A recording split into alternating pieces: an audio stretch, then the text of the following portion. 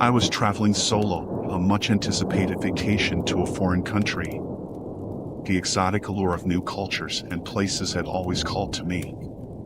This was my chance to embrace the adventure, to see the world beyond the familiar. Little did I know that this journey would soon turn into a nightmare. Everything started out perfectly. The vibrant streets, the welcoming locals, the delicious food, I was soaking it all in. But one fateful afternoon, as I was exploring a bustling market, I felt a jolt of panic. My bag, with my passport, wallet, and identity, was gone. I had been pickpocketed. Fear surged through me as I realized the gravity of the situation. My passport was my lifeline, my key to this foreign world. I had no way to prove who I was, no money, and no means to contact my embassy. The realization that I was stranded in an unfamiliar country began to sink in. I retraced my steps in a frantic search for the thief or any trace of my belongings, but it was a futile endeavor. I turned to the local authorities for help, but the language barrier made communication difficult. They tried their best to understand my situation, but the odds of recovering my passport were slim. With a heavy heart, I returned to my hostel. I felt utterly vulnerable, alone in a foreign land without identification or means to return home. My room, once a safe haven, felt like a prison. My mind was a whirlwind of fear and despair. The days turned into a relentless nightmare. I visited my embassy, a long and frustrating process in itself. They confirmed my identity and provided me with a temporary travel document, but it would take time to process. Time that I couldn't afford. Desperation led me to seek assistance from locals, and it was in the kindness of strangers that I found glimmers of hope. A compassionate local family, empathetic to my plight, took me in and provided food and shelter. Their generosity touched my heart, and it gave me the strength to persevere. But the journey was far from over. The journey of obtaining visas, replacing lost belongings, and proving my identity was a bureaucratic nightmare. Each step was fraught with obstacles. Each day in a foreign land was a test of my resilience. Throughout the ordeal, I remained vigilant and cautious. The experience had shown me the darker side of travel, the vulnerability that came with exploration. I'd lost not only my belongings, but also my sense of security. The once exciting streets felt like a maze of uncertainty, each stranger potentially a threat. The moment of liberation came when I finally held a temporary travel document in my hand. I couldn't contain my relief and gratitude, knowing that I could finally return home. But the journey had taken its toll. The once vibrant adventure had been tainted by the harsh reality of the world. I returned home with a new perspective, an enduring appreciation for the security of my own country.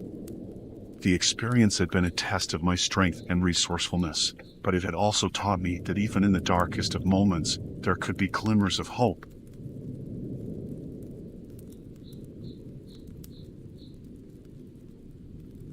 Our group of friends had always been the adventurous sort. We yearned for unique experiences, far removed from the usual tourist traps.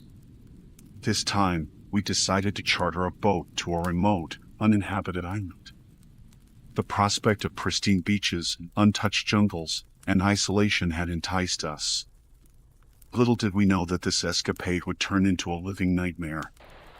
As we approached the island, I couldn't help but feel a sense of foreboding. The island had a rugged beauty, but it also bore the aura of isolation. Our excitement outweighed our reservations as we disembarked onto the sandy shore, leaving the boat behind to give us the much-needed seclusion. Our days on the island were idyllic at first, with beachcombing, exploration, and campfires under the starlit sky. It was the stuff of dreams. But that dream quickly soured when we stumbled upon a modest, isolated hut, nestled deep within the jungle. Curiosity got the better of us, and we decided to investigate. The hut was surrounded by a lush garden, giving off an eerie sense of tranquility. The door was ajar, and as we peered inside, our joyous adventure took a chilling turn. The hut's inhabitant was a reclusive islander, a wiry, sun-worn man with an intensity in his eyes that sent shivers down our spines. He seemed to have no intention of welcoming us. His voice was gruff and laced with a warning, instructing us to leave and never return. We were shocked, but not willing to give up our precious escape so easily. Ignoring his threats, we explained that we were merely explorers, meaning no harm. It was a mistake that would haunt us. The islander's demeanor darkened, his gaze locking onto us with a predatory intensity. He stepped closer, blocking the doorway and making it clear that we were not free to go. Panic set in as the reality of our situation became evident. We were trapped. Days turned into nights, and it became apparent that our isolated paradise had become our prison. The islander was deranged, convinced that we were invaders who sought to disrupt his solitary existence. Our pleas and negotiations fell on deaf ears. His demands were simple: obey or remain captive. We resorted to sneaking messages to the boat's crew, pleading for their assistance in secret.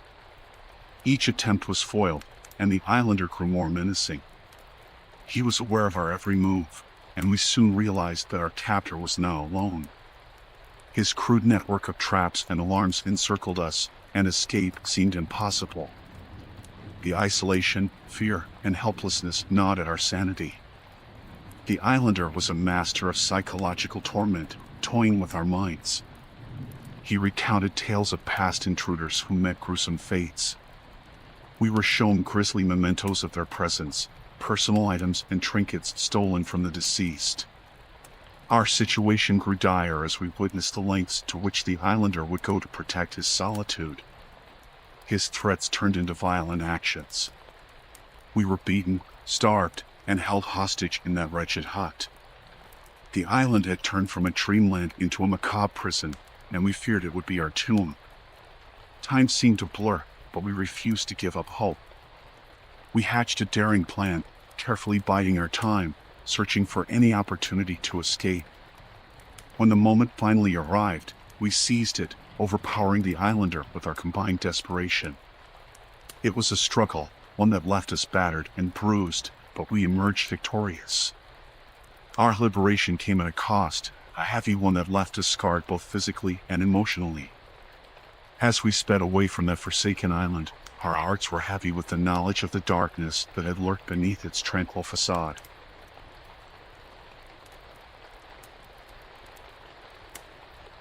It was supposed to be a grand adventure, a guided tour through the exotic landscapes of a foreign country. My friends, Tom and Sarah, and I had eagerly signed up, thrilled at the prospect of exploring a new culture and its breathtaking vistas. Little did we know that our journey would take a nightmarish turn. The tour had all the trappings of an unforgettable experience. Our guides, Andre and Elena, were warm and knowledgeable, their smiles inviting. As we set off on the journey, their tales of local legends and customs enthralled us.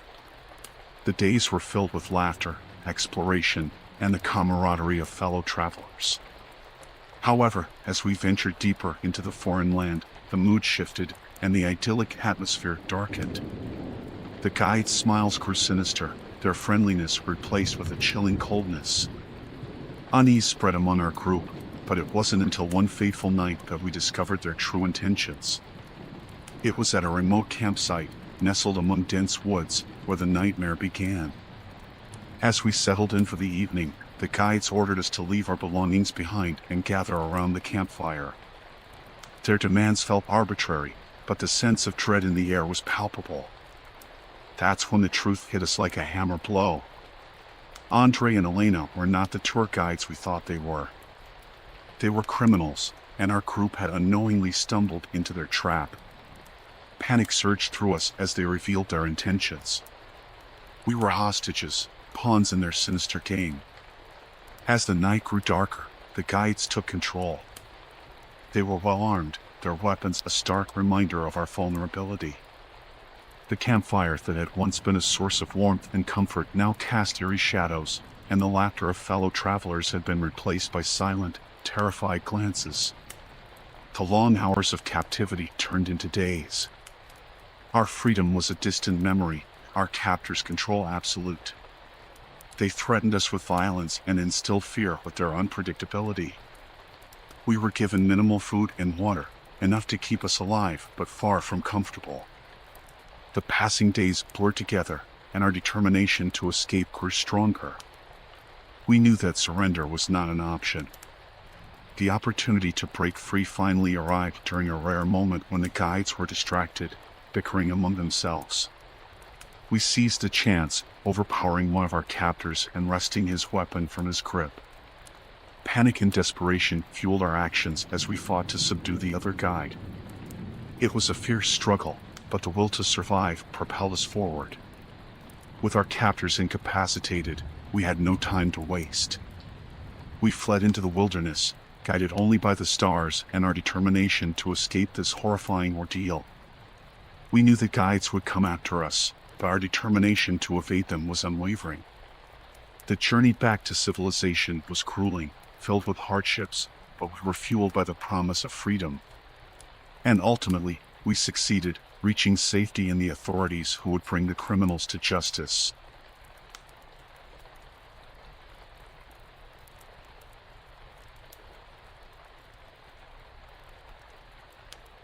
My heart raced as my friends and I found ourselves in the middle of a nightmare in a seemingly ordinary hostel during our backpacking adventure in Europe. The night had started like any other, with laughter and shared stories over a few drinks in the hostel's common room. Little did we know the dark turn our night would take. The hostel had been a cost-effective choice, a place to rest our weary bodies after a long day of exploration. It was our first night in this quaint European town, and we were eager to see all it had to offer. The staff at the hostel seemed friendly enough when we checked in, their smiles and pleasantries putting us at ease. As night fell and our group retreated to our shared dormitory, a sense of unease settled upon us. The hostel's hallways grew eerily quiet, the cheerful ambience of the earlier evening vanishing. The door to our dormitory had no lock from the inside, and that's when we realized that something was terribly wrong. I approached the front desk to request a lock for our room, and that's when I noticed the staff's behavior had turned sinister. They had a disturbing gleam in their eyes, and as I asked for the lock, they only smiled eerily and handed me an old, rusted key that seemed barely functional. We returned to our dormitory, sharing our growing unease. Just as we were about to leave, we discovered something horrifying. The door had been locked from the outside, trapping us within. Panic surged through our group, and we frantically tried to force the door open. It wouldn't budge. As the minutes turned to hours, we attempted to alert other guests in the hostel, pounding on the walls and shouting for help. But the building's isolation made it impossible for anyone to hear our desperate pleas. It became evident that our captors, the hostel staff, had sinister intentions. With each passing hour, our situation grew more desperate. The staff refused to acknowledge our pleas or demands for release. Hunger and exhaustion set in, and it was clear that they had no intention of letting us go. As the night turned into a terrifying ordeal, we had no choice but to take matters into our own hands. With makeshift tools and sheer determination, we attempted to break the door open. It was a grueling, nerve-wracking process, but the fear of what awaited us at the hands of our captors fueled our efforts. Eventually, we managed to pry the door open, but what we discovered on the other side was a gruesome sight. The hostel staff had been waiting for us, their sinister intentions clear. A desperate struggle ensued, and we managed to overpower them, summoning help from nearby guests. The authorities arrived, and the staff members were taken into custody. Our ordeal had come to an end, but the trauma and fear it left behind would forever haunt our memories. What had started as a routine night in a budget hostel had turned into a nightmare we would never forget.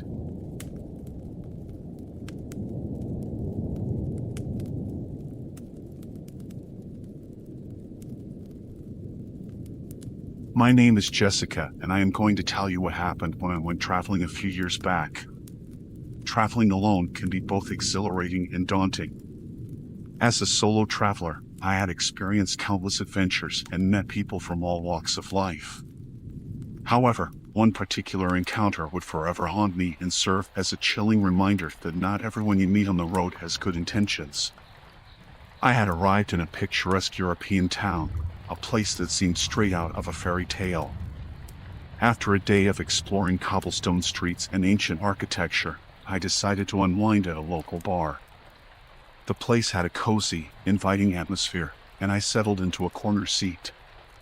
As I sipped my drink and observed the locals enjoying their evening, a stranger entered the bar. He had a certain charm about him, an air of sophistication that immediately caught my attention. He approached the bar and ordered a drink, then cast a warm smile in my direction. We struck up a conversation, and he introduced himself as Oliver. He seemed genuinely interested in my travels, asking questions about my adventures and sharing stories of his own. His charm and charisma were disarming, making it easy to feel comfortable in his presence. Time flew by as we chatted about life, travel, and dreams. The hours turned into a blur, and I realized that I had lost track of time. It was then that Oliver suggested we continue our conversation at his place, which was just a short walk from the bar. I hesitated for a moment, considering the risks of going to a stranger's home. But his charm and seemingly genuine nature persuaded me to agree. We left the bar and strolled through the dimly lit streets to his apartment. The city was quiet, and I couldn't help but marvel at the charm of the place even at night. However, a nagging sense of unease gnawed at me as we approached Oliver's building. Once inside his apartment, I realized how isolated we were. The room was dimly lit, casting eerie shadows across the walls. Oliver poured us another drink and continued our conversation. However, his tone had shifted, becoming more insistent and unsettling. As the night wore on, his intentions became chillingly clear. He had no interest in conversation or connection. His intentions were far more sinister. My attempts to leave were met with threats, and I found myself trapped in a terrifying situation. Fear surged through me as I realized the gravity of the predicament. Oliver's charming facade had been a mask, concealing a malevolent side that had now emerged. I knew I had to think fast if I were to escape this nightmare. With my heart pounding, I seized an opportunity when he momentarily let his guard down. In a desperate bid for freedom, I fought back with all the strength I could muster. The ensuing struggle was harrowing, and the room became a chaotic battleground. After what felt like an eternity, I managed to break free and escape the apartment. I ran through the empty streets, the cobblestones cold beneath my feet. My heart raced, and a torrent of emotions flooded my senses. I finally found safety when I stumbled upon a group of locals who alerted the authorities. Oliver was taken into custody, but the trauma of that night would stay with me forever. It was a stark reminder that danger could hide behind even the most charming facades.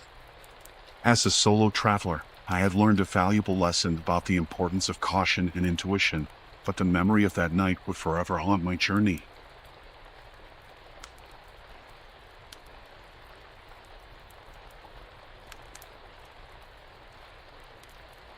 My husband had booked our annual vacation at a remote cabin in the woods. It was the perfect getaway we had all yearned for, a chance to disconnect from the chaos and reconnect with each other. Little did we know that this retreat would soon turn into a horrifying nightmare that would forever haunt our memories. The cabin was nestled in the heart of the forest, surrounded by towering trees and an almost eerie silence. It was a stark contrast to the constant noise of the city, and the isolation of the location made us feel like we were the only people in the world. We settled into the cabin, enjoying the simplicity of life off the grid. Days were spent hiking, fishing, and sharing stories around a campfire. It was a dream come true for our family. But as the sun dipped below the horizon and the forest came alive with nocturnal sounds, a feeling of unease began to creep over us.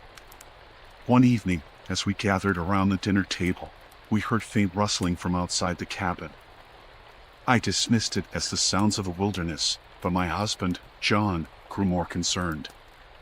He decided to investigate, grabbing a flashlight and heading into the inky darkness. Minutes felt like hours as we anxiously waited for his return. The unsettling sounds continued, echoing through the forest. When John finally came back, he was pale, his eyes filled with dread.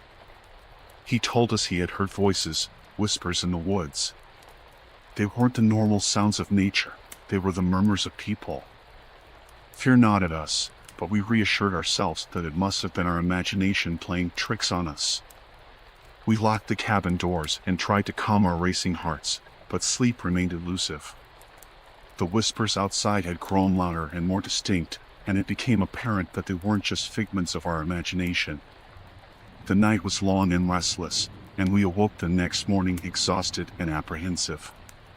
John decided to take a walk in the woods, hoping to put his unease to rest by searching for the source of the whispers. As the hours ticked by, anxiety grew, and we began to wonder if something was amiss. It was when we heard gunshots in the distance that panic set in. We knew that we had to find John and get to safety. Gathering our children, we ventured into the forest, our frantic calls echoing through the trees. We followed the sound of the gunshots, leading us to a clearing where our worst fears were realized. A group of hunters, camouflaged and armed, had mistaken John for wild game. Their realization that they had killed an innocent man was etched across their faces as they stared at us in shock and horror. The woods, once our sanctuary, had become a hunting ground, and we were the prey. Fear, anger, and grief surged through me as we confronted the hunters. We demanded that they call for help, but they hesitated, knowing the consequences they would face for their reckless actions. As the tension rose, we realized that we were not only dealing with hunters, but with individuals willing to do anything to avoid the repercussions of their actions. Desperation pushed us to fight for our lives. We overcame the hunters, disarming them and taking control of the situation. Our focus was now on getting help and justice for John. We bound the hunters and marched them back to the cabin, or we could call the authorities and secure our safety. The nightmare had unfolded in the quiet depths of the forest, and as the police arrived, we knew that our lives would never be the same. The cabin, once a symbol of escape and serenity, was forever tainted by the horrific events that had transpired.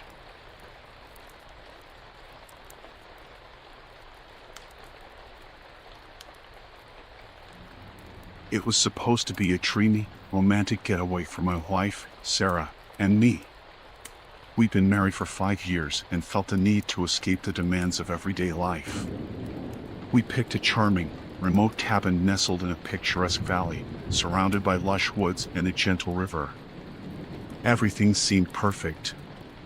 We arrived at the cabin and were immediately taken in by its rustic charm. It had the feel of a storybook cottage with a cozy fireplace and an enchanting view of the river. We settled in, and for the first few days, it was as if we found a piece of heaven on earth. On the third night, as the fireplace crackled and we cuddled on the couch, we heard it, a faint, eerie melody drifting in from outside. We couldn't place its source. It wasn't just music, it was a haunting tune that sent shivers down our spines.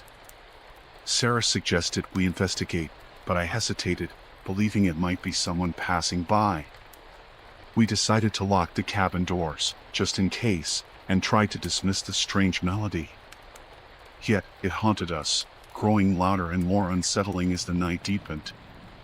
Around midnight, the music reached a crescendo, and Sarah couldn't take it any longer. She begged me to go outside and locate the source. I reluctantly agreed, grabbing a flashlight and heading into the chilling darkness. The moonlight illuminated the woods, casting eerie shadows. The music seemed to be coming from deeper in the forest. I followed the sound until I stumbled upon a dilapidated, moonlit chapel, hidden among the trees. The haunting melody poured from within. I entered cautiously, my flashlight revealing a decrepit interior, tattered pews, and a flickering candle. An old piano stood in the corner, its keys moving as if played by invisible hands. The eerie sight sent a chill down my spine. The source of the music was clear, but its origin remained a mystery. I decided to investigate further. As I approached the piano, I heard a whispering voice, soft but distinct. "She's here with us now." Startled, I spun around, but no one was there. Panic washed over me, and I bolted back to the cabin, feeling pursued by unseen eyes. The melody continued, now trailing me. I burst through the cabin door, panting and terrified. Sarah was distraught, and I could barely form words to describe my encounter. As we sat huddled together, the music outside seemed to grow more frenzied. Our refuge turned into a nightmare as the haunting melody encircled us. Our pleas for help echoed unanswered. The nightmarish presence of the unseen musician haunted us, closing in with each passing moment. Suddenly, I turned to Sarah, her face pale, and whispered, "We need to leave now." We grabbed our belongings and hurried out into the forest, our hearts pounding, the eerie melody pursuing us through the trees. We ran for what felt like hours, trying to escape the haunting tune. Our love had been our refuge, but it now felt like a curse. In the distance, we spotted a group of people around a bonfire. Desperation made us approach, hoping for help. But as we drew closer, our hearts sank.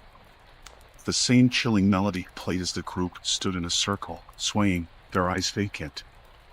We had walked into something inexplicable, a nightmare beyond our comprehension. We had no choice but to retrace our steps and return to the cabin, hoping to find a way to escape the haunting forest. As we entered the cabin, the music had stopped, and the eerie presence seemed to lift. But Sarah was no longer by my side. She was gone, vanished into thin air. Panic and sorrow consumed me. I searched the cabin, the woods, and called her name, but she was nowhere to be found. The following days were a blur of frantic searching and despair, but Sarah remained elusive. I was haunted by the memory of her terrified face, the whispering voices, and the unsettling melody that still echoed in my mind. The authorities were called, and an extensive search was launched, but Sarah had vanished without a trace. I was left with no answers, only a heart filled with grief and a mind haunted by that inexplicable night in the forest. The remote cabin that was meant to be our haven had become a place of torment and despair. Our romantic getaway had turned into a nightmare, and my wife's disappearance remained an unsolved mystery, forever haunting me.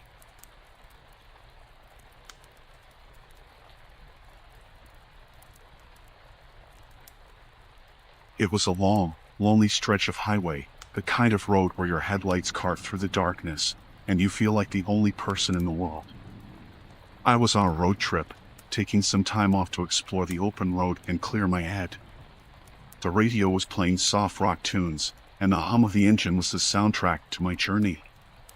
As I drove through the night, I spotted a figure on the side of the road, their thumb outstretched, hitchhiking. I had picked up hitchhikers before. I like to think I could spot the genuine ones from a distance. The guy looked harmless, maybe in his late 20s, with a scruffy beard and worn-out jeans. I pulled over, and he hopped into the passenger seat. "Thanks, man. I really appreciate it," he said, offering a friendly smile. His name was Jake, he said, and he was just trying to get to the next town. We started making small talk. He seemed polite and well-spoken, so I didn't think twice about giving him a lift. But as we chatted, I began to notice something off about Jake.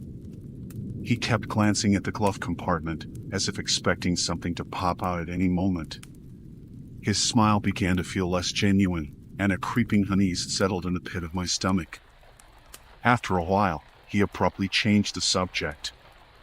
"You know, it's a lonely road out here. Anything can happen," he said, his voice taking on an eerie edge. I chuckled nervously, trying to lighten the mood. "Yeah, it can be pretty desolate. But that's part of the adventure, right?" Jake's response chilled me to the bone. "Adventure can be a dangerous thing," he muttered, his eyes flicking to the glove compartment again. I couldn't ignore the warning signs any longer. I had to get a sense of what was in that glove compartment that had him so fixated. With my heart pounding in my chest, I pretended to check my side mirror and subtly reached for the latch. That's when I saw it, a glint of cold steel. A knife, concealed within the glove compartment. Panic surged through me. I knew I had to act fast. "Hey, Jake, I need to pull over for a moment," I said, trying to keep my voice steady. I glanced at the deserted stretch of road around us, no other cars in sight. My heart raced as I eased the car to the side of the road. "What's the matter?" Jake asked, suspicion in his eyes. As the car slowed, I made my move. I slammed on the brakes and, before he could react, lunged for the glove compartment. I grabbed the knife, panic and adrenaline pumping through my veins. Jake fought back, but I managed to push him away and scramble out of the car, clutching the weapon. I stood on the side of the highway, gasping for breath, while Jake sat in the passenger seat, his eyes wild with fury. He had been planning something terrible, that much was clear. But now he was trapped, and I held the weapon. "Get out of the car, now!" I shouted, and he complied, stumbling out onto the roadside. I called the police, who arrived quickly and arrested Jake. It turned out he had a record of violence and had been on the run from the law. I shuddered to think what might have happened if I hadn't trusted my instincts and taken action. That night, I continued my road trip, shaken but grateful to be alive.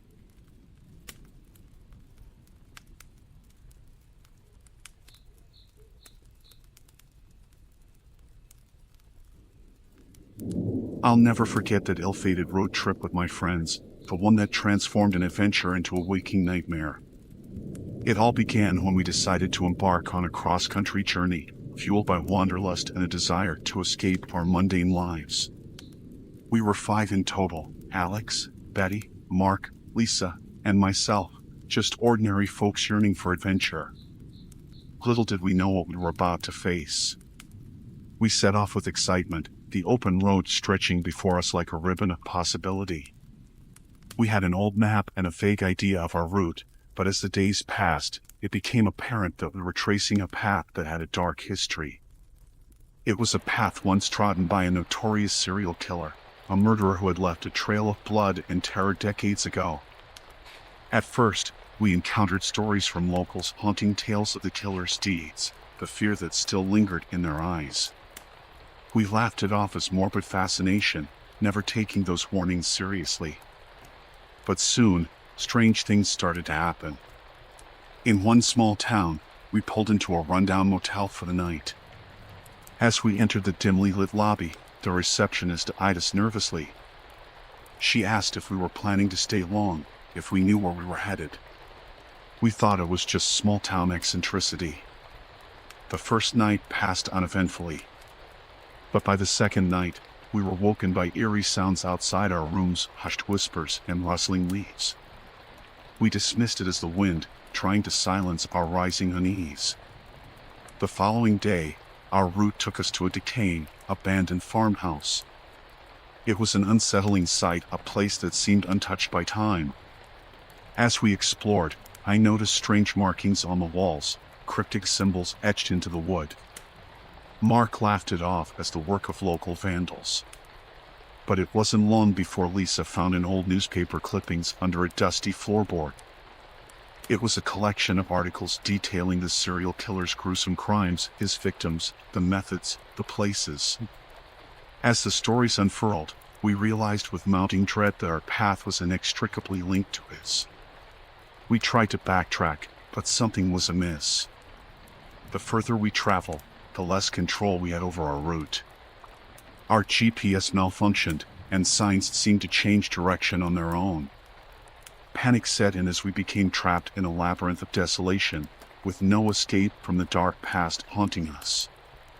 Late one night, our car broke down on a remote stretch of road. Desperation led us to seek shelter in a dilapidated house that seemed like the last refuge. But as we explored the crumbling interior, we discovered something that sent chills down our spines, a hidden room with faded photographs adorning the walls. The photos depicted a family, ordinary and innocent, bound and terrified. It was then that we heard the sound of a sinister, chilling laugh echoing through the house. And there, emerging from the shadows, was a man, his eyes devoid of humanity, a grin that sent terror coursing through our veins.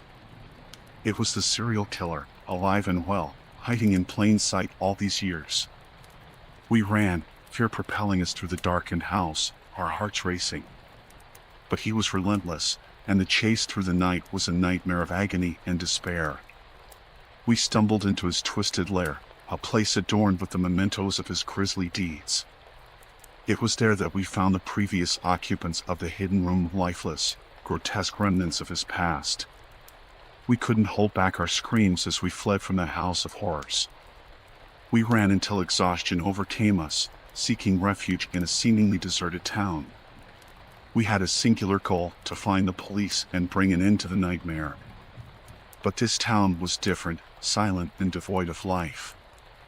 As we ventured deeper, we realized it was a ghost town, with a dark secret concealed within its forgotten streets. Finally, as our group dwindled to only a few, we stumbled upon the remnants of the local police station. But even there, the lingering presence of the serial killer was inescapable. We found an old case file, his crimes, the victims, and a chilling confession, penned in a cold, calculated hand. We knew then that we had to flee, to escape this place and the horror it held. But the town had become a maze of despair, and as the shadows lengthened, we felt his presence closing in. We made one final attempt to leave the cursed town, racing through the empty streets in a car we'd found. But the killer was always one step ahead, as if the very town conspired with him. Our escape was blocked by a barricade of abandoned vehicles, and there he stood, grinning, the embodiment of evil. In the end, it was Mark who faced the killer, buying us precious seconds. As we fled through the woods, his shouts and the echoing gunshot marked the end of our horrific journey. We finally found help, and the police descended upon that nightmarish town.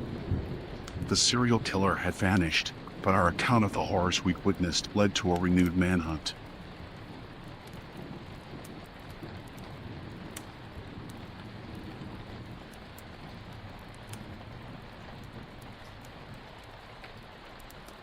Back in 2015, my friend Jamie and I decided to embark on a backpacking adventure through Europe. We heard about this small, forgotten village nestled deep in the Romanian Carpathian Mountains. The place was called Vasilor, and rumors suggested it had been abandoned for years. Curiosity drove us to include it in our itinerary. Our journey led us through winding mountain roads, and eventually, we stumbled upon the outskirts of the village. The sight that greeted us was eerie: cottages, overgrown gardens, and cobblestone streets that seemed untouched by time. The air was heavy with silence, and a thick mist clung to the landscape. Excitement mingled with unease as we ventured further into Vasilor. No sooner had we taken a few steps than we felt an overwhelming sense of being watched. It was as though unseen eyes followed our every move. But we shrugged it off, thinking our imagination was getting the best of us. We explored an old church first, its interior filled with ancient, religious relics. Jamie decided to snap a photo when he suddenly froze, staring at the camera screen. "Look at this," he muttered, showing me the image. In the photo, amidst the religious icons, there was a blurry figure, a villager who seemed out of place, seemingly staring right at us. We decided to continue, pressing further into the village. As we approached a decaying, two-story house, we heard a distant, melodic chant. The sound grew louder, and we realized it was coming from the village square, where a group of villagers had gathered. What struck us as odd was the way they seemed to be celebrating, though the village appeared deserted when we arrived. Their clothes, a strange blend of old and new, made them look like they had stepped out of the past. The tension was palpable as we hesitated about whether to approach the group. Their faces were obscured, a sea of white masks with crude, smiley expressions. The unnerving chants grew louder, and our sense of dread deepened. Before we could make a decision, one of the villagers noticed us and pointed us out to the others. A chill ran down my spine as they turned their collective attention toward us. Their expressions remained concealed by the sinister masks, but their movements conveyed a malevolent intent. We didn't wait to see what they had in mind, bolting back towards the church. The villagers pursued us with alarming speed and stamina. Our hearts pounded as we raced through the streets, and it became apparent that these seemingly ordinary villagers were far from harmless. They were gaining on us, and there was no choice but to hide. We ducked into an abandoned cottage, barricading ourselves behind the creaking wooden door. It didn't take long for the villagers to discover our hiding spot, and soon they were banging on the door with an eerie determination. It was a harrowing standoff, and I was grateful for the sturdy old wood keeping them at bay. However, it was only a matter of time before they overcame our barricade. Jamie and I knew we needed a plan, and fast. As we brainstormed, a crash echoed from outside, and the banging stopped. We exchanged bewildered glances and decided to risk a peek. What we saw was astonishing. Another group of people, armed with sticks and rocks, had come to our aid. They fought off the menacing villagers, giving us the chance to escape. We sprinted out of the cottage and joined our unexpected saviors. Their leader, an elderly woman with a stern but kind face, explained that the villagers of Vassalor were dangerous, hiding in plain sight for generations. They revealed that the place wasn't abandoned, but that it was occupied by a secretive cult who lured curious tourists like us. With the help of our new allies, we managed to escape the clutches of the villagers and find our way back to safety. It was a heart-pounding ordeal that haunted our memories long after we left Vassalor. The experience in that supposedly abandoned village had shaken us to our core, teaching us the true meaning of fear. It was a nightmare come to life, and it made us appreciate the safety of the world outside its sinister cobblestone streets. Jamie and I never stopped wondering about the secrets of Vassalor, but one thing was certain: we had no intention of ever returning to those haunted mountains. Our adventure had changed us, leaving an indelible mark on our souls and a chilling story to share.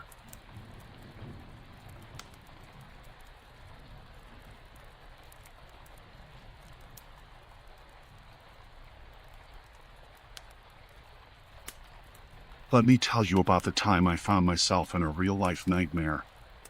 It was a few years ago when I decided to join a hiking group for a weekend trek into the wilderness. A friend had convinced me it would be a great adventure, a chance to connect with nature, but little did I know how harrowing the experience would become. Our group consisted of 10 individuals, a mix of experienced and novice hikers, each with their own reasons for being there. The journey began on a sunny morning, the air crisp, and the forest promising excitement. We followed our trail through the dense woods, surrounded by towering trees, their branches casting eerie, elongated shadows. As the day progressed, our hike went smoothly. We took in the breathtaking landscapes, crossed bubbling streams, and basked in the tranquility of nature. However, as the sun dipped below the horizon, the serene wilderness transformed into a sinister realm. That's when we realized we were lost. Panic slowly crept in as the dense foliage swallowed our trail, and the dwindling light intensified our isolation. A sense of unease settled upon the group like a shroud. We had a basic map and compass, but it felt inadequate in the face of the vast and unfamiliar wilderness that surrounded us.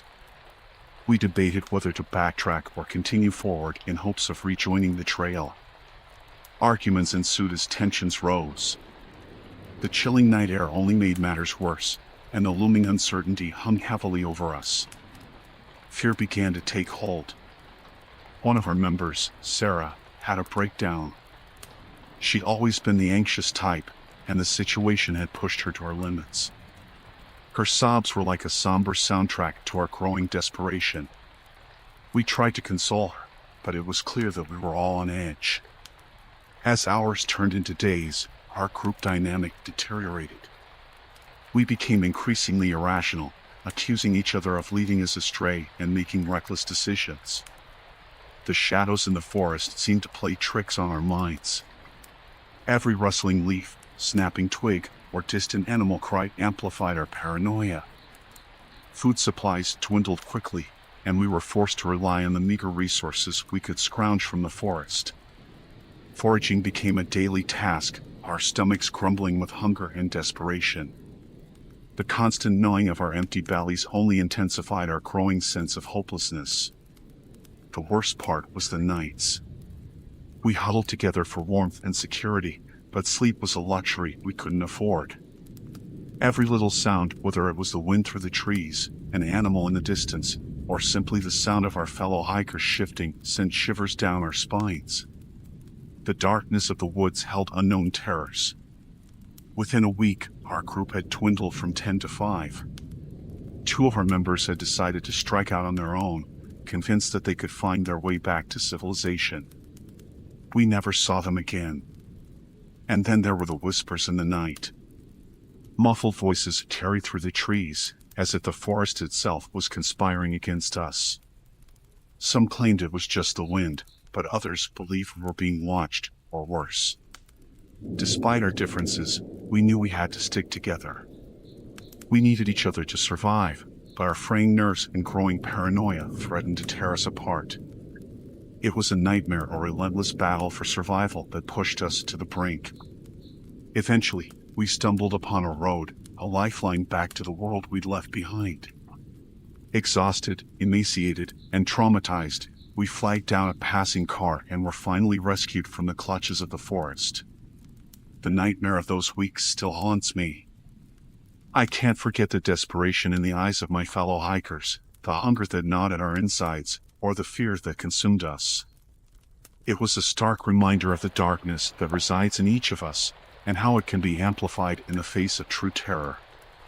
So, if you ever find yourself wandering into the wilderness, be prepared for the unexpected, because nature can be a cruel and unforgiving force.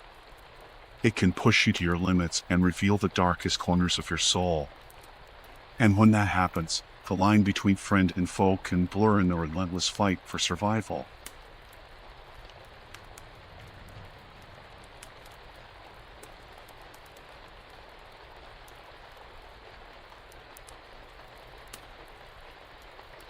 A few summers ago, my family and I decided to take a caravan holiday. We heard about a quiet, picturesque site nestled in a remote, wooded area.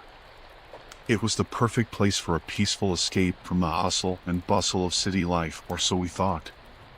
Upon arriving, we were charmed by the serenity of the site. Tall, ancient trees encircled the area, casting dappled shadows on the well-maintained caravans and RVs. A tranquil river glistened nearby, and the entire setting seemed idyllic. However, on our second day, our peaceful getaway took a sinister turn. It was an overcast morning when I first noticed him, a tall, gaunt man with a scruffy beard and tattered clothes.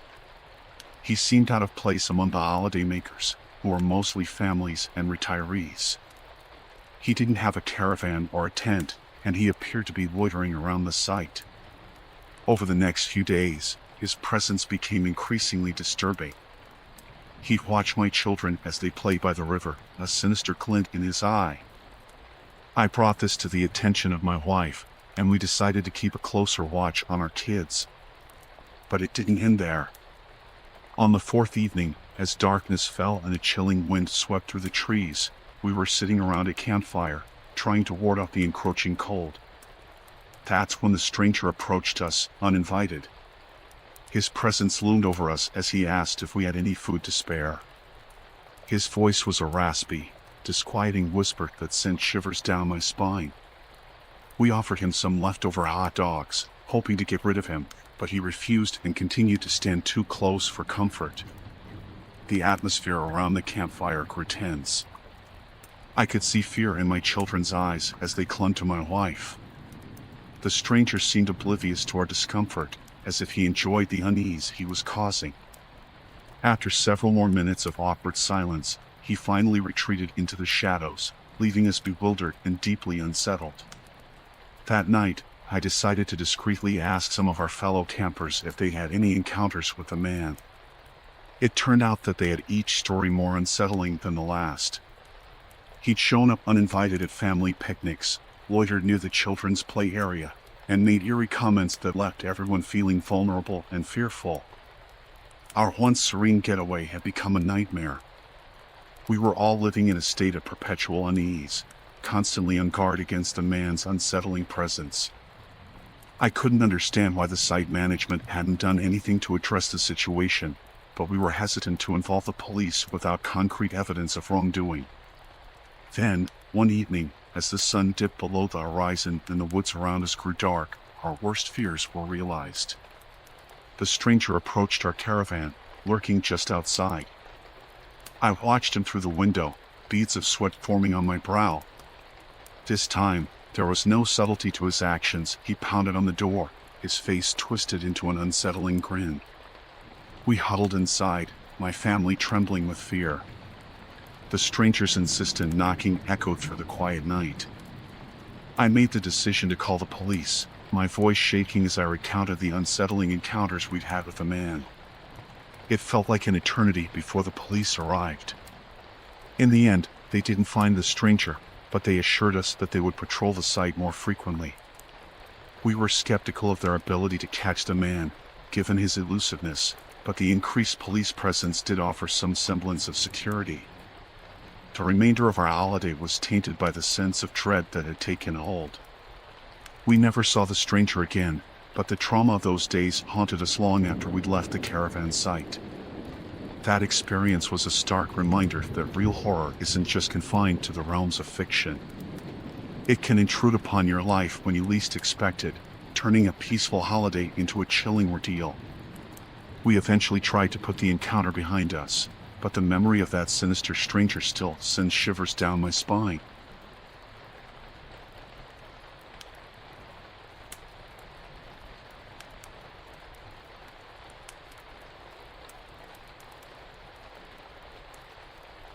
It was the start of my much-awaited vacation.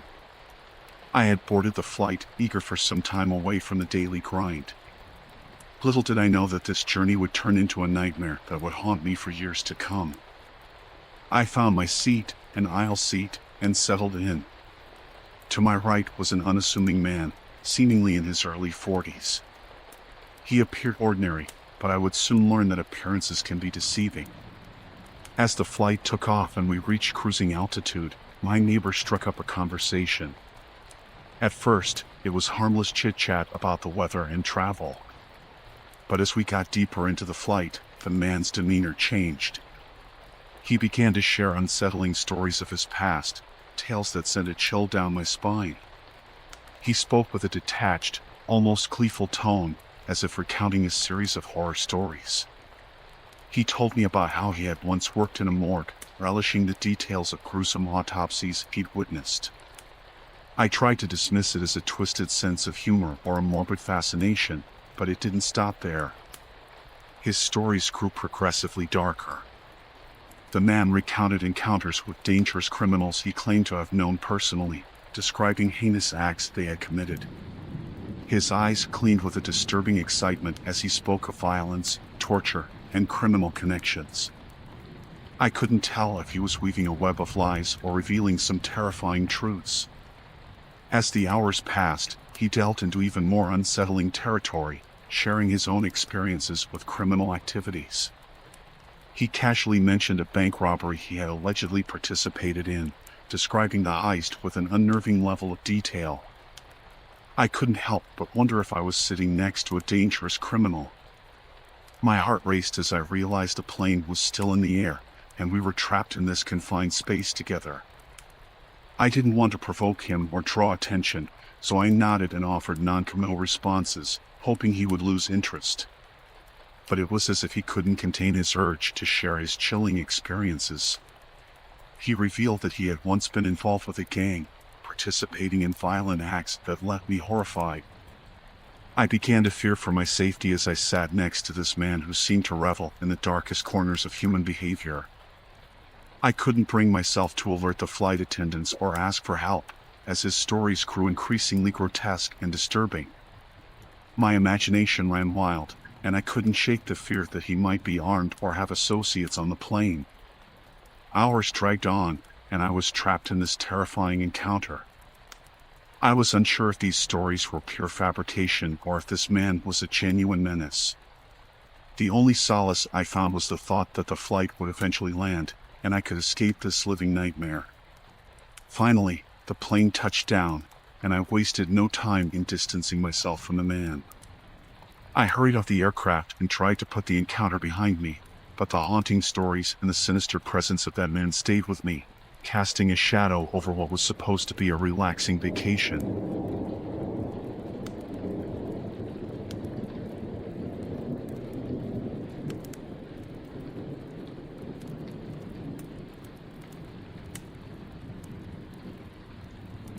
A week of sun, sand, and relaxation at a beautiful beach resort was much needed. We had rented a cozy beachfront cottage, the kids were ecstatic, and my husband and I were looking forward to some quality time together. Little did I know that this trip would turn into a nightmare I'd never forget. Our first few days were filled with laughter, building sandcastles, and taking long walks along the shore. But on the fourth day, something changed. I noticed a man, a complete stranger, lingering nearby. He was tall, with a disheveled appearance that set off warning bells in my head. He wore a baseball cap pulled low, making it hard to see his face clearly. At first, I dismissed it as mere coincidence, thinking he might be another vacationer exploring the area. But as the days went by, his presence became increasingly unsettling. No matter where we went, a visit to the local market, a trip to the ice cream parlor, or a stroll on the beach, he was always there, lurking in the background. I grew uneasy as I noticed his gaze fixed on me, and I couldn't shake the feeling that I was being relentlessly pursued. My husband reassured me, saying it was all in my head, but I knew something was amiss. I began to avoid leaving the cottage unless absolutely necessary, fearing that I would run into him again. One evening, as the sun set, casting a warm, golden glow over the beach, my husband suggested a romantic walk along the shoreline. Reluctantly, I agreed. I hoped it would help me relax and escape the eerie feeling that had gripped me. We walked hand in hand, but the unease didn't fade. My eyes darted around, scanning the surroundings, searching for that unsettling figure. As we strolled, I spotted him at a distance, still wearing the cap pulled low. My heart pounded, and I could feel the tension mounting. I told my husband about the man I'd been noticing for days, and he finally looked in the stranger's direction. My husband's face grew serious as he turned to me, acknowledging my concerns. We decided to head back to the cottage, and I could feel my pulse quicken with each step. As we approached the cottage, my fears were realized. The stranger was getting closer, still maintaining a discreet distance, but with every step, his presence felt more ominous. My husband, a protective and level-headed man, decided we should confront the stranger and address the situation directly. As we turned around to speak to him, we found ourselves face to face with the man in the cap. He was standing in our path, an unsettling grin on his face. My husband demanded to know who he was and why he had been following us. The man's grin widened, sending shivers down my spine. He spoke in a soft, sinister tone, revealing that he had been watching me for days and was captivated by my presence. He professed an obsession that made my skin crawl, telling us he had no intentions of leaving. Terror surged through me, and my husband's protective instincts flared. He tried to reason with the man, insisting that he was causing distress to our family and that he needed to leave us alone. But the stranger's fixation only seemed to intensify. As the confrontation escalated, the stranger's demeanor shifted from sinister to outright menacing. He became confrontational, making threats that sent a shiver of dread down my spine. My husband, realizing the potential danger, attempted to steer me away from this unpredictable man, urging me to go back to the cottage while he dealt with the situation. My heart was heavy with fear as I retreated, leaving my husband to face the relentless stranger alone. I watched from a distance, hidden from sight but unable to turn away. The man's demeanor grew more erratic, and my husband's attempts to reason with him were met with an unsettling mix of aggression and fixation. I realized we were dealing with someone who was not merely a vacationer with an unusual interest. This man was unhinged, his relentless pursuit fueled by a sinister obsession that had placed our family in jeopardy. Tears welled in my eyes as I fumbled to dial the resort's security line, desperately requesting assistance. Fear gnawed at my insides, and I could only pray that help would arrive in time. As the minutes dragged on, my husband and the relentless stranger remained locked in a chilling confrontation. When resort security finally arrived, they swiftly detained the man, leading him away in handcuffs. My husband returned to me, his face pale and his hands trembling. The relief was palpable, but our vacation had been irrevocably tainted by this nightmarish encounter. As we returned to our cottage, the gravity of the situation sunk in. We would never forget the relentless stranger with the sinister fixation who had transformed our dream vacation into a living nightmare.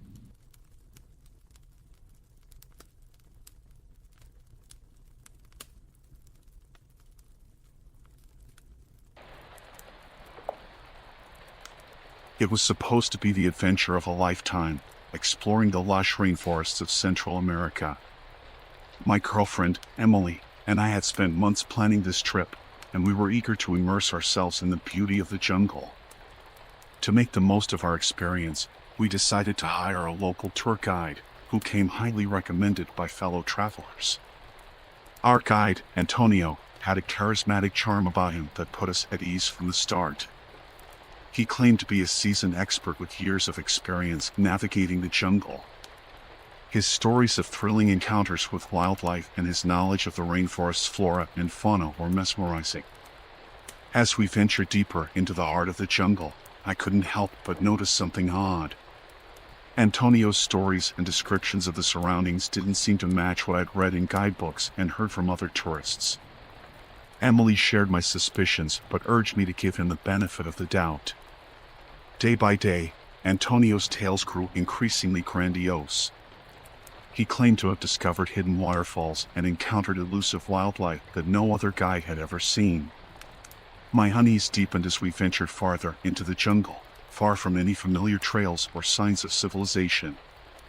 One evening, as we gathered around the campfire, a fellow traveler mentioned that Antonio's name didn't seem to match any reputable guides in the area. A feeling of dread washed over me as I realized that Antonio's history and credentials might be fabricated. I knew I had to investigate further. Late one night, while Emily and the other tourists were asleep, I discreetly borrowed Antonio's backpack. Inside, I found a hidden journal containing notes and maps of our journey.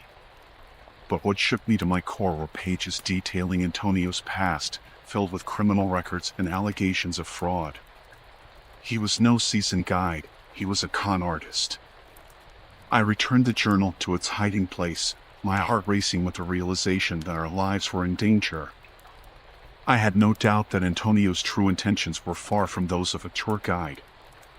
I decided to share my findings with Emily and the other tourists the following morning. The truth about Antonio's deception shocked everyone, but the urgency of the situation became apparent. We knew that if we confronted him, he might react violently. The group decided to come up with a plan to escape his clutches without raising suspicion. Our chance came when Antonio suggested a hike to a remote location known for its stunning views. We couldn't risk going with him, so we feigned illness and told him we'd catch up later. He agreed to the arrangement, and we watched as he led the rest of the group away.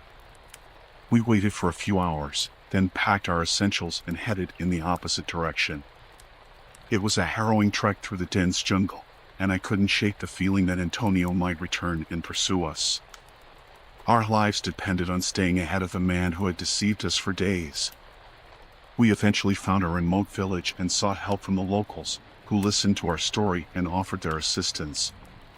They provided us with safe passage to the nearest town, where we could finally escape Antonio's clutches. The relief was palpable, but we couldn't forget the nightmare we had narrowly avoided. As we returned to our normal lives, the memory of our terrifying encounter with a fraudulent tour guide continued to haunt us. Our pursuit of adventure had led us into a perilous situation, and the rainforest's lush beauty had concealed the chilling deception of a man who nearly became the cause of our demise.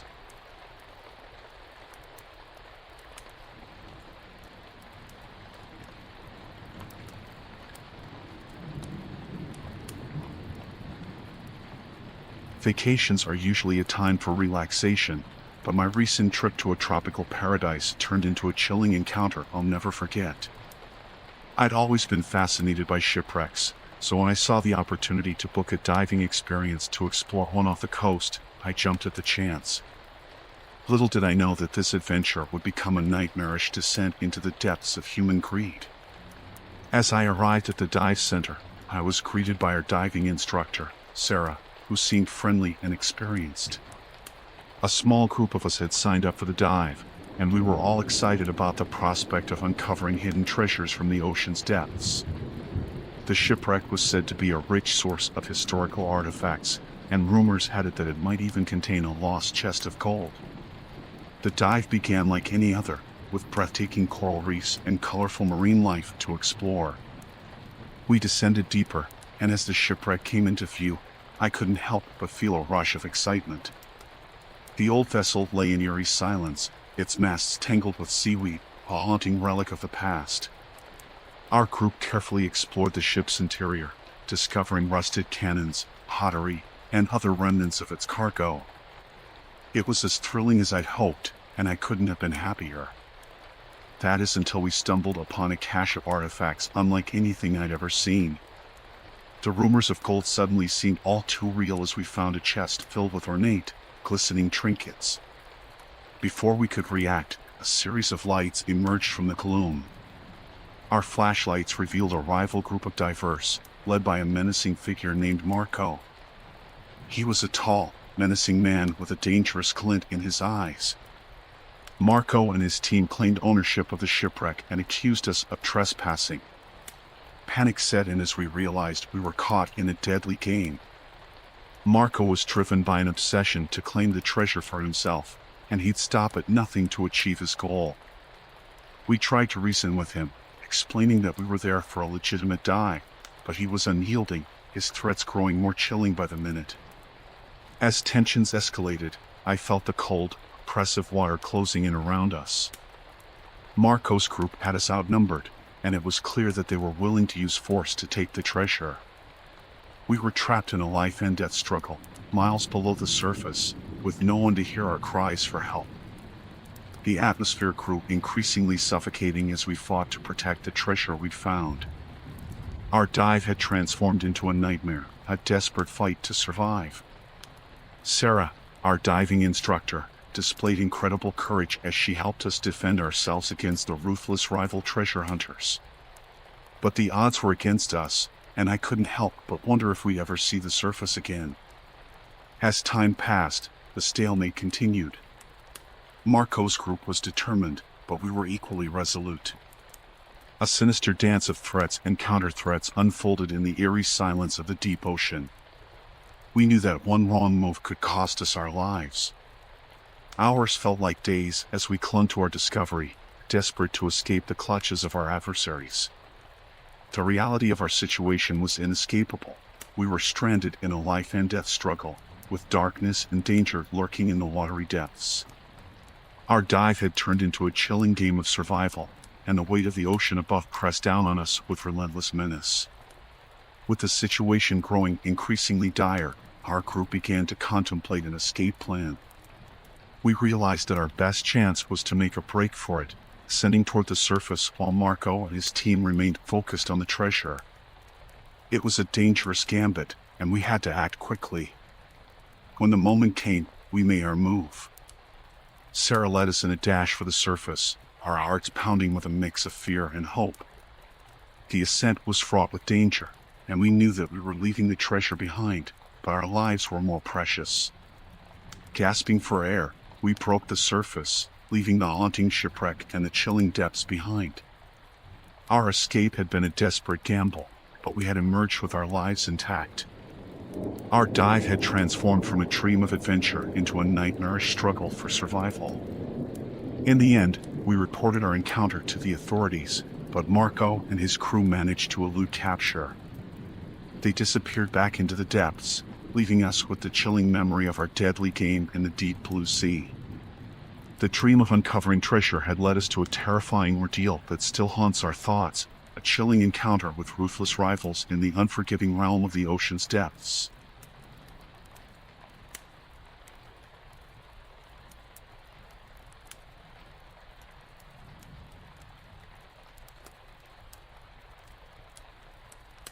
Our family had been eagerly looking forward to a well-deserved vacation, and we booked a lovely vacation rental property on Airbnb.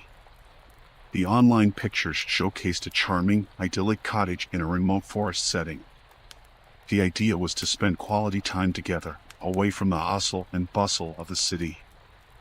Little did we know that our getaway would soon turn into a chilling encounter that would shatter our sense of security.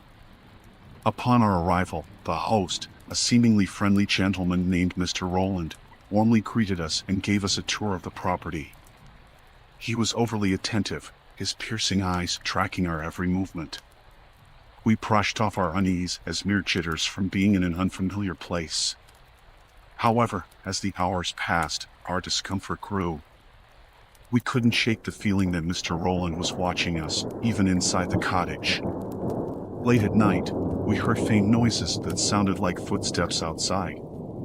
Our hearts raced as we peered through the windows, but there was no one in sight. We convinced ourselves that it was merely the forest playing tricks on us, but an ominous tension had taken hold of our family. The next day, as we set out to explore the nearby woods, I noticed something strange. Mr. Rowland seemed to know about our plans before we even mentioned them. He casually inquired about our day and even mentioned specific trails we discussed privately. It sent shivers down my spine, but I tried to rationalize it as mere coincidence. Our second night at the cottage took a sinister turn. As we sat by the fireplace, a loud, chilling whisper echoed through the cottage, "I can see you." Our family huddled together in terror, trying to locate the source of the eerie voice. The words repeated, each time closer and more malevolent. Panicked, we decided to leave the cottage and find a nearby hotel. We were convinced that Mr. Rowland was behind these disturbing events, and we couldn't stay another minute. Our escape was a nerve-wracking ordeal, as the chilling whispers pursued us into the night. At the hotel, we reported our disturbing experiences to the local authorities, who agreed to investigate. Our relief was short-lived, though, as the authorities discovered a hidden network of surveillance cameras planted throughout the cottage. It was clear that Mr. Rowland had been spying on us, documenting our every move. With the evidence in hand, the authorities confronted Mr. Rowland, who was taken into custody. His chilling intentions came to light as it was revealed that he had sinister plans for our family. We had narrowly escaped a terrifying fate, but the realization that we had been unwittingly watched, our privacy violated, haunted us. The nightmare wasn't over, as we soon learned that Mr. Rowland had done the same to previous guests. The depths of his malice were unsettling, and his obsession with watching and manipulating his renters was the stuff of nightmares. In the end, we were fortunate to have escaped our ordeal relatively unscathed, but the experience left an indelible mark on our family. It served as a chilling reminder that danger can lurk in the most unexpected places, turning what should have been a peaceful vacation into a terrifying encounter that still haunts our memories. The idyllic cottage had become a house of horrors, and we had barely escaped its chilling grip.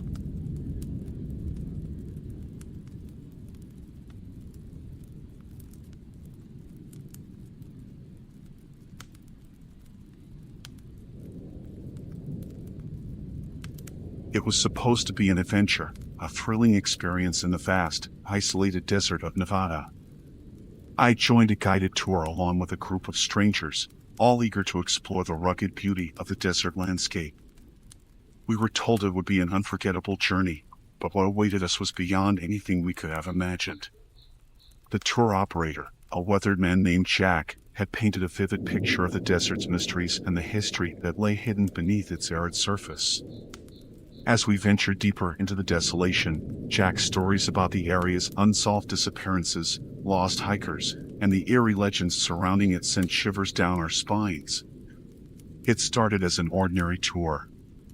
We marveled at the breathtaking landscapes, traversed winding trails, and listened intently as Jack recounted the desert stories. But as the hours passed, I began to notice something unsettling. Jack's stories grew darker, and his demeanor shifted. He became erratic, his eyes filled with a wild gleam, as if something had possessed him. As the sun dipped below the horizon, plunging us into a moonlit desert expanse. Our unease deepened. Jack's behavior grew increasingly erratic, and he began to speak incoherently, muttering about the desert's secrets and the whispers that only he could hear. Panic spread among our group. Then, without warning, Jack took off into the desert, leaving us stranded in the heart of nowhere. Our cell phones were useless, there was no signal, and the remote location left us with no other choice but to stick together and find a way out. Fear gnawed at us as the desert's isolation became palpable, and we knew our survival depended on our ability to navigate this harsh, unforgiving terrain. With no sign of help, we decided to follow our instincts and the direction we believed would lead us to safety. It wasn't long before the temperature dropped, and the frigid desert night began to set in. Our group huddled together, our only source of light a fading flashlight. We trudged through the endless dunes, our path illuminated by the silvery glow of the moon. Every rustling bush or distant coyote's howl sent a shiver through us. Our anxiety was compounded by the realization that Jack might be out there, watching and waiting, his intentions a chilling mystery. Hours turned into days as we battled dehydration, fatigue, and the relentless desert sun. There was no sign of civilization, and our supplies dwindled rapidly. Desperation settled in as we pushed forward, guided only by a faint sense of direction and a shared will to survive. Eventually, we stumbled upon a forsaken campsite, its abandoned tents and debris telling a story of tragedy and despair. We had no choice but to scavenge for any supplies we could find, our fears growing that we were treading on the same path as the unfortunate souls who had vanished in this desolate land. As the days turned into nights, we braved the biting cold and scorching heat, struggling to maintain hope. We formed a tight-knit bond, our determination the only thing that kept us moving forward. And then, just when we thought our ordeal couldn't get any worse, a vicious sandstorm swept through the desert, disorienting us further and threatening to bury us alive. Survival became a primal instinct. We collected rainwater from makeshift containers, rationed our remaining food, and maintained a constant lookout for any sign of rescue. The sense of isolation and vulnerability in the merciless desert was enough to drive anyone to the brink of madness. Miraculously, after days of navigating the treacherous terrain, we finally spotted a distant road. Our hearts soared with hope. We emerged from the desert, battered, dehydrated, and changed forever by the horrors we'd experienced. We learned later that Jack, the deranged tour operator, was never found. His fate remained a chilling enigma. As we left the desolate desert behind, we knew that the bonds formed during our nightmare in the wilderness were the only things that had kept us alive. The vast, isolated desert had nearly consumed us, but we had managed to claw our way out of its clutches, forever scarred by the horrors we'd encountered in that nightmarish place.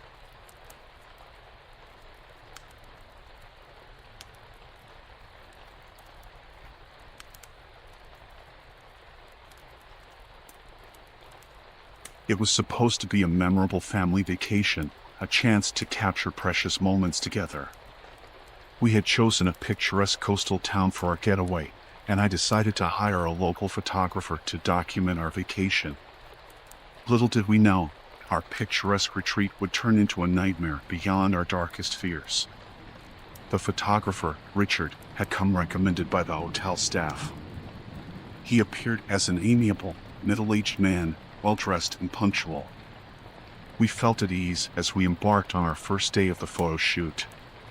We started with the scenic beach, the sun casting a golden glow on the pristine sand. Richard was skillful, capturing the natural beauty of the location along with candid shots of our family. As the day progressed, however, his demeanor began to shift. He would frequently steer us into more secluded spots, suggesting we venture deeper into the rugged landscape. At first, it seemed like he was aiming for unique, off-the-beaten-path shots. But something in the way he looked at us, particularly my wife and children, sent shivers down my spine. On the second day of the photo shoot, we headed to a dense forest area.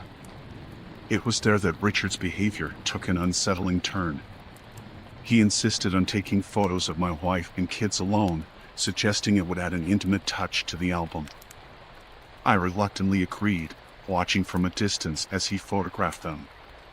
As my family posed near a serene pond, my apprehension grew. I noticed that Richard was becoming increasingly obsessive about capturing my wife's and children's faces, zooming in on them and giving them peculiar instructions for the perfect shot. His actions began to raise alarm bells. When he urged my family to move further into the forest, my parental instincts kicked into overdrive. I confronted Richard, telling him that we had enough pictures and wanted to return to the safety of our hotel. He reluctantly agreed, but his smile had transformed into a sinister grin that made my blood run cold. That night, I couldn't shake off the unsettling feeling Richard's actions had left me with. I decided to do some research on him, and what I discovered chilled me to the bone. There were several complaints about him online, but the most disturbing revelation was a news article from a few years ago. It reported that a local photographer with the same name had been involved in the disappearance of a family during a photo shoot. The next day, I told my wife about my findings, and we decided to confront Richard and cut our ties with him. When we met with him, he seemed unnaturally calm and pretended not to know about the accusations against him. The tension in the air was palpable as we explained that we wanted to end the photo shoot immediately. As we turned to leave, I couldn't help but glance back, and there, in his expression, I saw the true darkness that lay beneath the facade. It was then that we knew we needed to get away from Richard as soon as possible. We packed our things and left the coastal town that very day. Back home, we reported our experiences to the local authorities and shared the information I had found online. Investigations into Richard's background were reopened, and it was discovered that he had indeed been involved in the earlier disappearance, but he had managed to evade the law due to lack of evidence. Our family had narrowly escaped a potentially terrifying ordeal, but the realization that we had been in the presence of someone with malicious intentions was haunting. We couldn't help but wonder how many others have fallen victim to the photographer's sinister desires. Our picturesque vacation had turned into a nightmare, a stark reminder that danger can lurk beneath even the most idyllic settings. We had walked away from the precipice of a horrifying encounter, forever changed by the experience.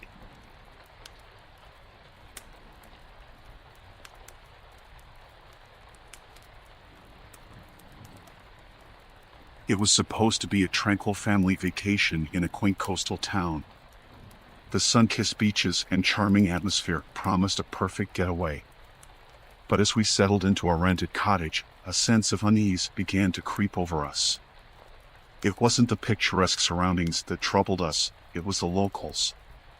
The town's inhabitants appeared friendly enough on the surface, offering warm smiles and greetings.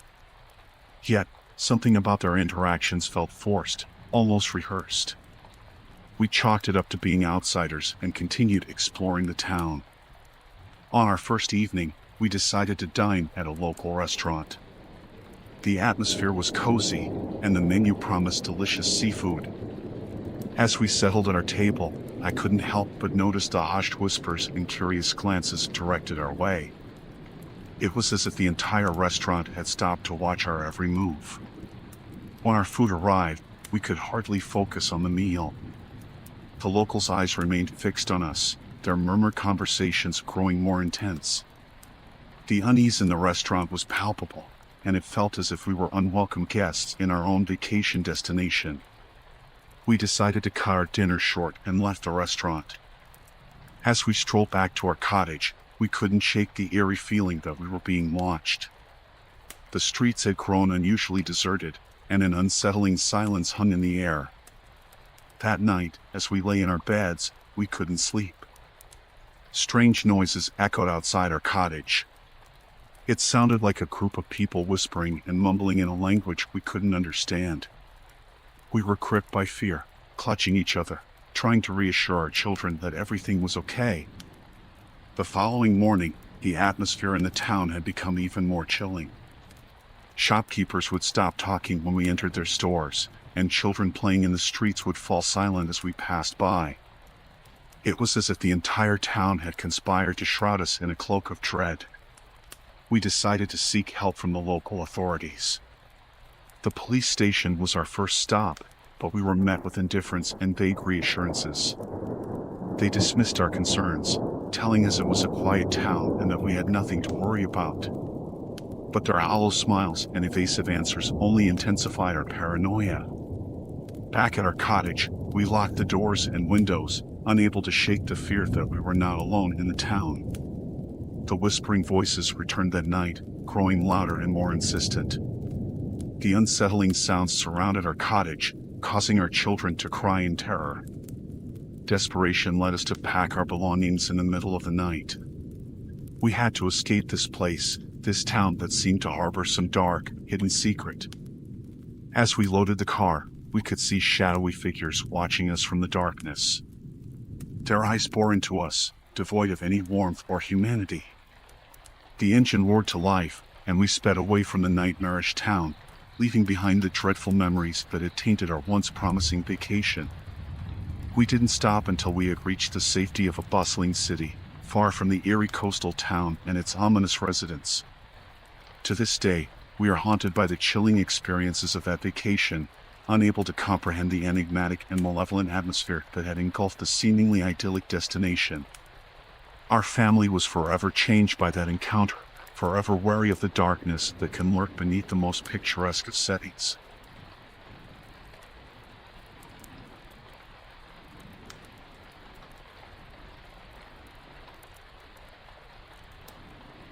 A few years back, my wife and I decided to take a vacation to a remote cabin nestled deep within the woods. The promise of isolation and tranquility was what drew us to that picturesque location. We longed for an escape from the bustle of daily life and the chance to reconnect with nature. Little did we know that the solitude we craved would take a sinister turn. The cabin was rustic but charming, with large windows that offered a breathtaking view of the surrounding forest. On the first few days, we explored the nearby trails, enjoying the crisp air and the gentle rustling of leaves. It was the epitome of serenity, and we were content. One evening, as the sun dipped below the horizon, casting long shadows through the trees, I heard a distant rustling outside. At first, I dismissed it as the typical sounds of wildlife, but the noise persisted and grew nearer. My unease deepened. I stepped onto the cabin's porch, peering into the darkening woods. The silhouette of a man emerged from the shadows, approaching slowly. His features were obscured by the dim light, but he appeared disheveled and bore a haggard, unsettling aura. His voice quivered as he introduced himself as David, claiming to be a local hiker who had lost his way. He asked if he could use our phone to call for help. I hesitated, my instincts urging caution, but my wife was more sympathetic. We reluctantly invited him inside. David seemed jittery and kept casting furtive glances through the cabin's windows. We offered him our phone, and he made a brief call before nervously ending it. His erratic behavior only intensified our unease. As the night deepened, David refused to leave, citing the darkness as too treacherous for navigation. My wife and I exchanged worried glances, but we couldn't simply force him out into the woods. We reluctantly offered him the couch for the night. I barely slept that night, my senses on high alert. The cabin's creaks and groans seemed amplified, and every noise outside stirred dread within me. The cabin felt less like a haven and more like a prison. Morning arrived, and David was gone. His abrupt departure left us feeling both relieved and unsettled. We couldn't shake the eerie feeling that something was amiss. To ease our unease, we decided to pack up and leave the cabin behind, heading to the nearest town. It wasn't until we arrived at the town sheriff's office that we learned the chilling truth. David, the man we had invited into our cabin, was a dangerous fugitive. He had been evading the law for weeks, and his criminal history was rife with violence and unpredictability. My heart raced as I contemplated what could have transpired during that ominous night. The realization that we had unwittingly harbored a dangerous criminal sent shivers down our spines. We provided our statements to the authorities and cooperated fully in the subsequent investigation, but the memory of our harrowing encounter still haunts me. It was a vacation turned nightmare, a reminder that sometimes, even in the most serene of settings, danger can lurk in the shadows, waiting to disrupt the tranquility we seek.